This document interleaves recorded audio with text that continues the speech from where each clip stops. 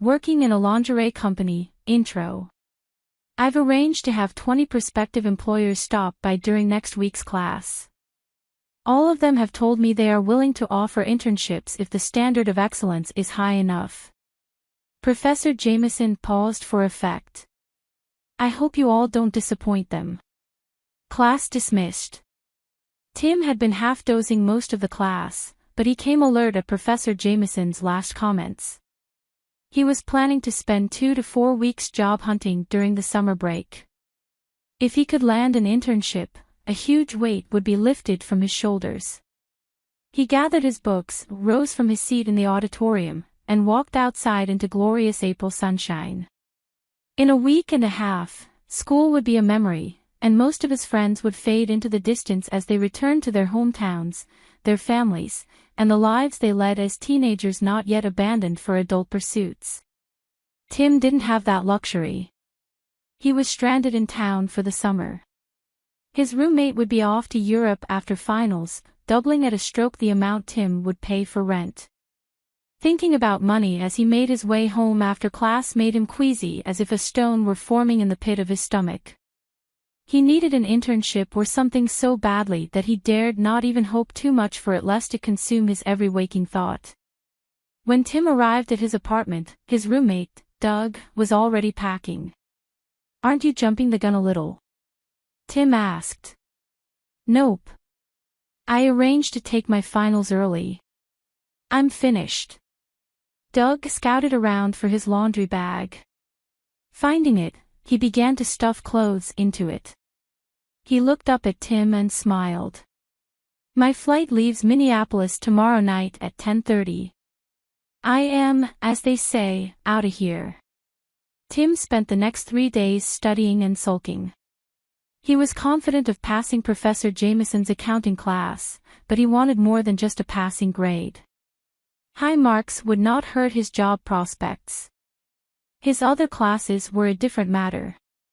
While he enjoyed his Southern literature class, he was a slow reader, and the class had challenging books that demanded that he read even slower to grasp their meaning. Tim's remaining 3 classes, all business classes, were pretty much a lock. The finals in those classes were a formality. Without the distraction of a roommate and the temptations a roommate entails, Tim got a lot done, but when he wasn't studying, he was thinking about money. Toward the end of the weekend, he was beginning to worry that he was giving himself an ulcer. Tim's stomach was full of butterflies the morning of Professor Jameson's job fair. Those butterflies turned into outright panic as the hour wore on and he still had no prospects. There always seemed to be someone else whose qualifications were closer to what the employer wanted. 15 minutes before the end of the session, a woman walked into the auditorium and greeted Professor Jameson. Tim couldn't hear what she was saying, but she seemed apologetic.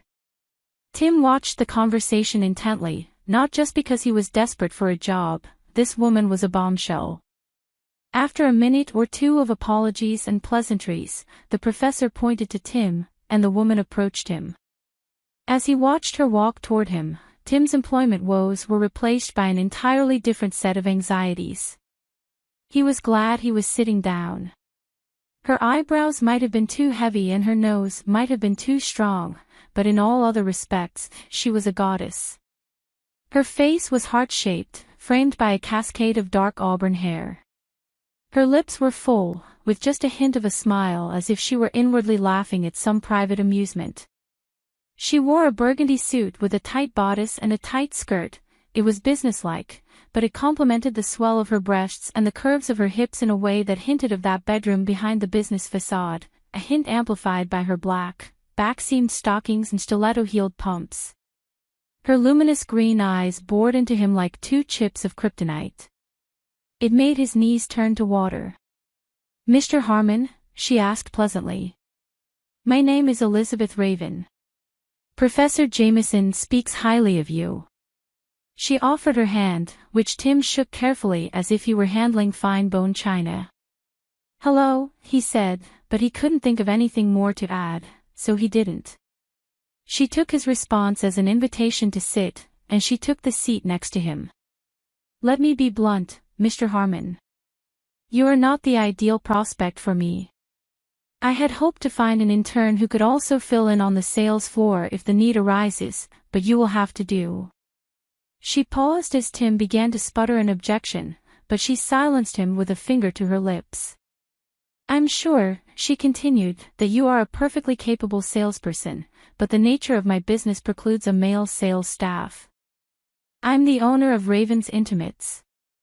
Oh, was the only response he could muster. Oh, indeed, she teased. Don't look so downhearted. I don't need sales staff right now, but I do need someone to do some bookkeeping and some market planning. Professor Jameson says you are good at both. Do you think you are up to the challenge? Absolutely, he blustered, his voice full of bravado so false that he was sure she could hear it. It was all he could do to keep from sounding pathetic and desperate. Although, I don't know much about the fashion business, let alone the lingerie business. I wouldn't worry about that. We'll familiarize you with the product line when you start. Once you have it down pat, it's just like any other business. You'll do fine. Now then, when can you start? My last final is on Friday. How about Saturday? Saturday it is. She took her card from her pocketbook and handed it to him. Shall we say 10 o'clock? Sure. Anything you want. She smiled and rose to leave. Tim watched her as she left, mesmerized like a bird watching a cobra. It sank in slowly. The most beautiful woman he had ever seen had hired him to work in her lingerie store. He held her card up to his nose. It smelled faintly of her perfume. He left class in a daze. Tim's final exams went well, even the Southern Literature exam. With his schoolwork behind him and a job lined up, he didn't have a care in the world. On Saturday, he woke with the sun. After his shower and breakfast, he had several hours to kill. It was an effort to keep from driving to the store and parking there until it was time for work. Instead, he watched cartoons for a while like he was 10 years old again. As the hour approached, he put on a blue chambray shirt, a tie, and a pair of tan chinos, gathered up his nerve, and left for work. He arrived early despite himself. Elizabeth arrived 15 minutes later wearing a summery lavender skirt and jacket set with a lacy camisole visible at her cleavage. You're here bright and early, I see, she said as she unlocked the door and let him into the store. We'll start with a tour. She turned on the lights, revealing a wonderland of silk and satin. Even the walls were covered in pink and white velvet. Over here are our long nightgowns, she said, pointing to a rack that ran the length of one wall. They are divided into 3 categories depending on their function. This is where the actual sleepwear is, although I don't sell anything for sleeping in, per se.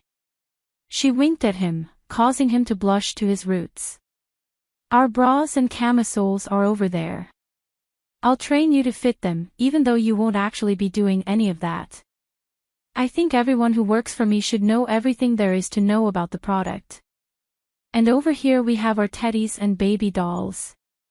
She guided him through a bewildering array of slips, hose, panties, bustiers, playsuits, garters, peignoirs, ribbons, thongs, high heels, and robes. They wound up at the back of the store. This is our specialty area, where we custom make latex and leather items and corsetry. Corsets. Women still wear them? He asked. Of course they do. It's part of the fantasies of many women and men. They are very expensive, but we do a lot of business with them. There were other items in the specialty area that made Tim turn beet red when he realized their purpose. Elizabeth just laughed. Poor boy, she said. This is a whole new world to you. It will take some getting used to, but once you do, you'll be fine. Tim settled into work. Most of his day consisted of bookkeeping and other paper shuffling. He spoke courteously with his coworkers, but he didn't immediately develop friendships with any of them. He sensed that they resented his intrusion into their world. During his second week, Elizabeth began asking for his help with purchasing. "You need a comprehensive feel for our cash flow," she said. They sold out of the items Tim purchased in a week. "That's a wonderful turnaround," she told him. "You have a feel for this. Take some catalogs and go nuts." Tim's next line of purchases sold as well as the first, which prompted Elizabeth to ask him to plan a sale. They had so much merchandise coming in for what he had planned that he had to stay late every night for a week before the sale to stock and restock. The sale was a huge hit, and it closed out the best month Raven's Intimates ever had. Tim stayed late as usual on the last day of the sale doing the books. When he was done, he wandered down to the sales floor and took in the wreckage left by the customers. A camisole and tap pants set had fallen from the rack, and Tim bent to pick it up. Rather than put it back immediately, he held the silky material in his hands for a minute, then held it up to his cheek. The cool, shimmering fabric felt wonderful against his skin. "They feel nice, don't they?" said a voice from behind him. Tim nearly jumped out of his skin when he heard it. All the color drained from his face when he turned around and saw Elizabeth standing in the doorway. "Don't be so embarrassed. It's perfectly all right to like the feel of silk. I'm sure you've worn silk boxers before, haven't you?" Tim shook his head. "No. Just cotton, huh?